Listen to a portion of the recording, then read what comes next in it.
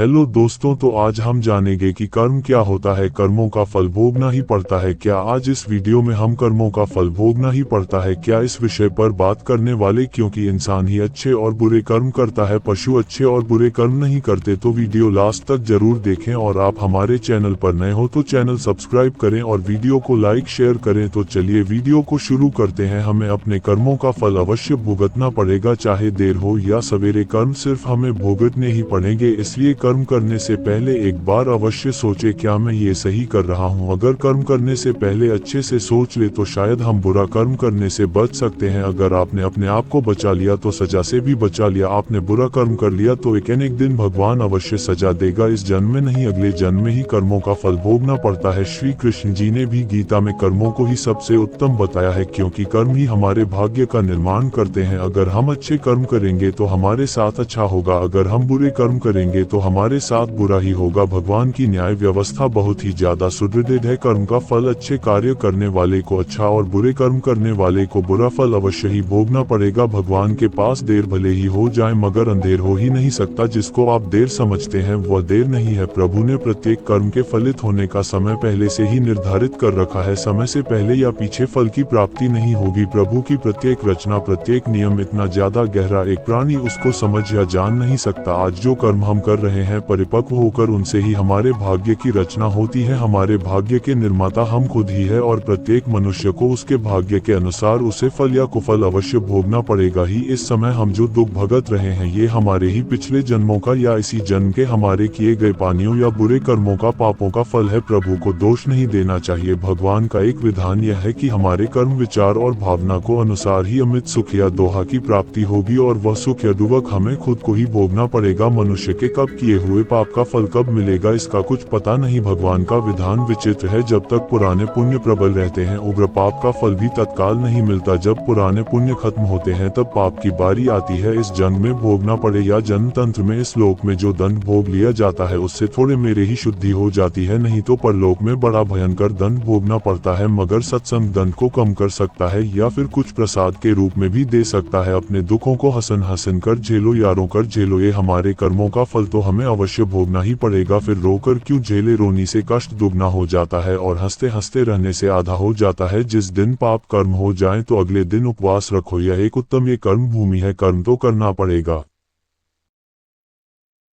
कर्म नहीं करोगे तो पाप चढ़ेगा। जैसा कार्य कर्म होगा वैसा ही फल भी भोगना पड़ेगा। और पीड़ा, दुख, बीमारियों, आफत, दुखी परिवार, रोना हमारे ही बुरे कर्मों का फल है। भूतकाल में हमने जो किया था उसका फल हमें अब मिल रहा है। भूतकाल में हम जो भोग चुके हैं या हो सकता है इस जन्म में भोगे। श्री कृष्ण ने समझाया कि भीष्म पितामह सुख दुख से, जय पराजय से परे हैं। वो जानते हैं कि जो होने वाला था यही हुआ। भीष्म ने श्री कृष्ण से कहा, भगवान मैंने ध्यान करके अपने 73वें जन्म तक देखा, मैंने तो कोई कुकर नहीं किया, फिर मुझे बानों की साया पर क्यों सोना पड़ा। श्री कृष्ण मुस्कुरा कर बोले, ही संयमूर्ति भीष्म 73वें जन्म के पहले 74वें जन्म तक जब आपको पता चलता कि जब आप किशोरदत्त वैन में घूमने गए वहां पत्ते पर बैठी चींटी के शरीर में आपने कांता चुभ हुए था, उसे कर्म का फल घूमते घूमते अब मिल रहा है। कर्म का फल 6 साल में 2 गुना, 12 साल में 4 गुना, 18 साल में 8 गुना, 24 साल में 16 गुना इस प्रकार मिलता है। इसलिए जब आप कर्ता होकर कर्म कर रहे हैं तो सोचे ले कि इसका क्या फल होगा। धृतराष्ट्र ने भी श्री कृष्ण से अपने कर्मों का हिसाब किताब पूछा। मैंने ऐसा क्या कर्म किया कि मुझे अपने ही बेटों की मृत्यु का शोक मिला। मैंने अपने 100 जन्मों तक पीछे देखा है लेकिन ऐसा कोई कर्म मैंने नहीं किया। श्री कृष्ण ने अपने योग बल से, धृतराष्ट्र ने देखा कि यह एक राजा था और वो स्वादिष्ट व्यंजनों में कोई रहते द बिना विचार किए जो सामने ए जाता खा लेते द इनाम भी दिया। एक दिन रसोई ने हसन के 100 बच्चों का मांस बनाकर एक एक करके राजा को खिला दिया। श्री कृष्ण ने कहा, धृतराष्ट्र जी आप स्वाद में अंधे हो गए, तभी आप इस जन्म में अंधे बने। तुम्हारे पानियों के प्रभाव से 100 जन्म तक तो तुम्हें फल नहीं मिला, लेकिन इस जन्म में हंस के 100 बच्चों को खाने का फल तुम्हें मिल गया, तभी तुम्हारे 100 पुत्र मारे गए। सोचो साथ में क्या ले और क्या लेकर जाएगी। मनुष्य को ऐसी कमाई इकट्ठी करनी चाहिए जो इस संसार में भी कमाए और मृत्यु के बाद उसे हम साथ में भी ले जा सके और हमारे ही कम और अगले जन्म में भी हमारे ही कमे सके। सभी जानते हैं कि हम खाली हाथ नंगे इस संसार में आए और खाली हाथ ही जाना पड़ेगा। मृत्यु के समय ये धन दौलत, जमीन, मकान, व्यापार व्यापार, नौकरी, नाम, शोहरत, रिश्तेदार, भाई बहन, मैन, सभी बच्चे, किसी को भी साथ नहीं ले जा सकते, चाहे राजा सम्राट हो या कोई भिखारी हो। इसलिए इतना मोह इतना ज्यादा लगा, इनसे क्यों रखें साथ में, हमारे जाएंगे सिर्फ हमारे अपने किए हुए अच्छे या बुरे कर दिया। अब कीर्ति, दान, धर्म, परोपकार, दुखियों की सेवा, उन्हें जो भी हम इस जन्म में करेंगे यह अवश्य साथ जाएगा और हमारे ही कम आएगा। हमें प्रत्येक दिन जब भी हमारा मन शांत हो आंखें बंद करके 2-4 मिनट ये सोचना अवश्य चाहिए कि हम इतनी बड़ी अशांति को क्यों अपने साथ बंधे हुए हैं। ये भाग दौड़, तनाव, ताना बना मकड़ी के जैसा जाल बुनकर खुद उसमें उलझे हुए क्यों है और किसके लिए। जो हमें बुरा लगता है ये दूसरे को कभी मत दो, जैसे कि कड़वी बात, गली, गुस्सा, बेच, जाति, सम्मान, अपमान, गला, सदैको वाला, खाने का, पीने का सामान इत्यादि। जो चीज हमें अच्छी लगती है वह दूसरों को जरूर मंद को बिना मांगे भी दो, जैसे कि आम, लक्ष्मी, मीठी बातें, साथ व्यवहार, सम्मान, खाने पीने के अच्छे बढ़िया सामान।